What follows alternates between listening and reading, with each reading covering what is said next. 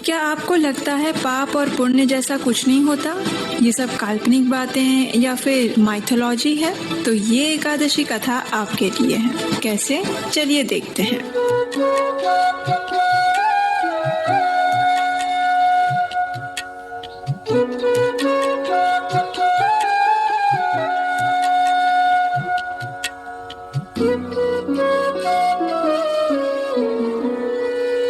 हरे कृष्णा। मैं आज आपको सुनाऊंगी अश्विन मास के शुक्ल पक्ष में आने वाली पवित्र पाशांकुशा एकादशी की व्रत कथा। इस एकादशी को पापांकुशा एकादशी भी कहा जाता है क्योंकि ये हमारे पूर्व सभी पाप कर्मों के ऊपर अंकुश लगाने का कार्य करती है। और आप जानते ही हैं कि ये एकादशी चातुर्मास के दौरान आने वाली अत्यंत महत्वपूर्ण एकादशियों में से एक है, इसलिए इसका पालन भी विशेष होना चाहिए, है ना? तो चलिए आज हम इस एकादशी की कथा का श्रवण करते हैं। एक समय युधिष्ठिर महाराज ने संपूर्ण विश्व पर भारतवर्ष का साम्राज्य स्थापित कर दिया था और उनके परम मित्र और मार्गदर्शक भगवान श्री कृष्ण के साथ वे चर्चा कर रहे थे। युधिष्ठिर महाराज ने भगवान श्री कृष्ण से पूछा, हे मधुसूदन, अश्विन मास के शुक्ल पक्ष में कौन सी एकादशी आती है? उसका महात्म्य क्या है? कृपया इसका विस्तृत वर्णन करें। इस प्रश्न के उत्तर में भगवान श्री कृष्ण ने पाशांकुशा एकादशी का विस्तृत वर्णन करना प्रारंभ किया।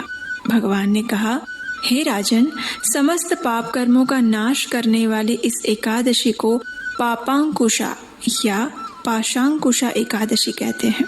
मनुष्य को इस दिन भगवान श्री विष्णु के पद्मनाभ विग्रह की पूजा अर्चना करनी चाहिए। आपको जानकर आश्चर्य होगा कि मनुष्य अपनी समस्त इंद्रियों को वश में करके जब घोर तपस्या करता है और उससे उसे जो फल की प्राप्ति होती है, वही फल उसे इस एकादशी में केवल गरुड़ पर आसीन भगवान श्री हरि को श्रद्धा पूर्वक नमन करने से प्राप्त होती है। भगवान श्री कृष्ण इस एकादशी के विषय में और अधिक जानकारी देंगे। उससे पहले चलिए हम इस एकादशी से संलग्न एक पौराणिक कथा सुनते हैं। तो ये हजारों वर्ष पूर्व की बात है। उस समय विंध्य पर्वत पर एक अत्यंत क्रूर शिकारी रहता था। ये शिकारी इतना अधिक क्रूर और घातकी था कि वह बड़ी ही निर्दयता पूर्वक पर्वत के जंगलों में रहने वाले पशु और पंछियों की हत्या करता था और कई बार तो वह उनके शरीर के कुछ अंग काट कर उन्हें और अधिक पीड़ा भी देता था। इस प्रकार अज्ञानता और पाप कर्मों से लिप्त उसका जीवन चल रहा था और यमराज ने भी उसके लिए नरक में स्थान निश्चित कर दिया था। अब देखिए, संयोगवश एक दिन यूं हुआ कि उसे किसी तरह ये पता चला कि वह जो कार्य कर रहा है उसे पापमय कार्य कहते हैं और उसके परिणाम स्वरूप उसे मृत्यु के पश्चात स्वयं नरक में जाकर घोर कष्ट भुगतना पड़ेगा। अब देखिए, कष्ट भुगतना किसे अच्छा लगता है? तो बस ये पता चलने पर शिकारी भी घबरा गया। अब उसे डर लगने लगा क्योंकि नरक का नाम सुनते ही लोग भयभीत हो जाते हैं, तो वहाँ जाकर कष्ट भुगतना पड़े फिर तो कहना ही क्या। तो बस फिर इसी भय के मारे वह सीधा अंगिरा ऋषि के आश्रम में चला गया। वहाँ जाकर वह ऋषि के चरणों में गिर पड़ा और उनसे हाथ जोड़कर प्रार्थना करने लगा। उसने कहा, हे ऋषिवर, आजीवन मैंने अत्यंत घोर पाप कर्म किए, निर्दोष प्राणियों की निर्मम हत्या की और अब जीवन के अंत में मुझे ये ज्ञान हुआ कि मैंने आजीवन कितना पापमय जीवन व्यतीत किया है। हे ऋषिवर, पाप कर्मों की सजा स्वरूप नरक के विषय में सोचकर मैं अब अत्यंत भयभीत हो चुका हूँ। कृपया आप मुझे इन पापों से मुक्त होने का कोई मार्ग दिखाएं। आप तो त्रिकालज्ञ हैं, कृपया मेरी सहायता करें प्रभु, मेरी सहायता करें। शिकारी की आर्द्र प्रार्थना सुनकर ऋषि अंगिरा ने उसे कहा, हे वत्स, निसंदेह तुम्हारे पाप कर्म तुम्हें नरक की दिशा में अग्रसर करेंगे, लेकिन फिर भी मैं तुम्हें शास्त्रोक्त एक उपाय बताता हूँ जिससे तुम बच सकते हो, और वो उपाय है अश्विन मास में आने वाली पाशांकुशा एकादशी का पालन। इस एकादशी व्रत का तुम श्रद्धा और नियम पूर्वक पालन करो। भगवान श्री पद्मनाभ की पूजा अर्चना करो और निश्चित रूप से तुम इस पाप कर्मों से मुक्त हो जाओगे। ये सुनकर शिकारी के मन में आशा की किरण उदित हुई। उसने ऋषि अंगिरा द्वारा बताए गए नियम अनुसार श्रद्धा पूर्वक इस एकादशी व्रत का पालन किया और इसके परिणाम स्वरूप वह अपने सभी पाप कर्मों से मुक्त हुआ और जीवन के अंत में उसे आध्यात्मिक लोक प्राप्त हुआ।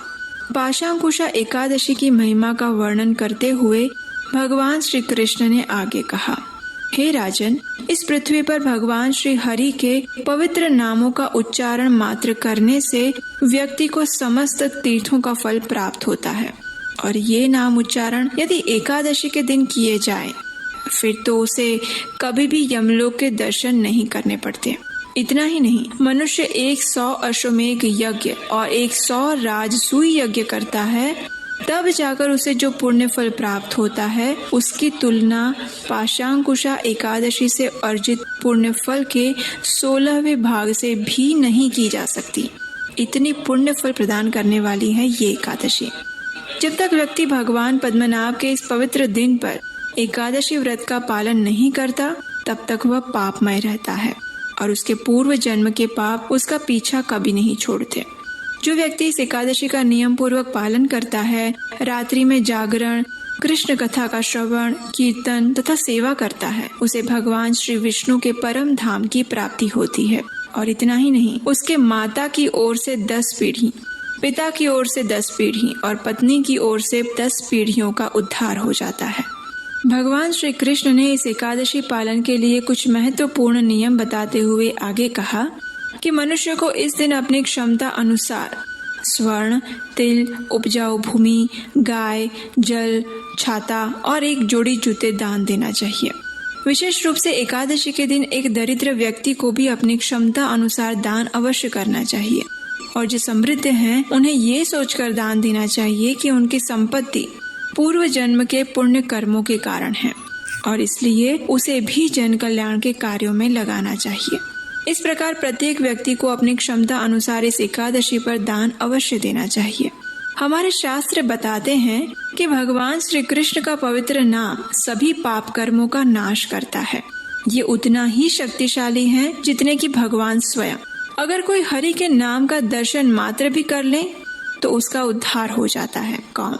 तो चलिए इस मंगलमय पाशांकुशा एकादशी का श्रद्धा और नियम पूर्वक पालन करते हैं और अपनी आध्यात्मिक प्रगति का मार्ग प्रशस्त करते हैं। हरे कृष्णा।